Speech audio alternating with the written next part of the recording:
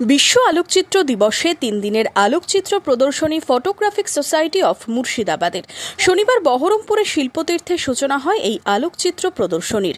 সোমবার পর্যন্ত চলবে প্রদর্শনী। 3 দিনের প্রদর্শনীতে সংস্থার 15 জন শিল্পীর 52টি ছবি স্থান পেয়েছে। প্রতি বছরের মতো এবছরও আমরা মেম্বার্স এক্সিবিশন করছি, যেটা ওয়ার্ল্ড ফটোগ্রাফি ডে যেটা আছে 19শে আগস্ট ওয়ার্ল্ড ফটোগ্রাফি আপনারা জানেন, সেইটাকে আমরা সেলিব্রেট করি আমাদের এক্সিবিশন থ্রু দিয়ে। অনেক রকম করে, কেউ সেমিনার করে, কেউ ওয়ার্কশপ করে, কেউ র্যালি করে, আমরা এক্সিবিশন করি এবং এটা আমরা প্রতি বছরই করে থাকি। একমাত্র করোনার পিরিয়ডটা বাদ দিলে আমরা প্রতি বছর এবছরও করছি। তো এটা এক্সিবিশন হবে 22 থেকে 24 তারিখে শেষ এবং সকাল বিকাল 4টে থেকে 8টা পর্যন্ত চলবে। এখানে 15 জন মেম্বারের 52টা ছবি আছে। এই ছবি দিয়ে তাদের মেম্বারদের ছবি দিয়ে এই এক্সিবিশনটা করা হয়েছে। এখানে 52টা ছবি আছে আর 15 জন মেম্বারের ছবি আছে।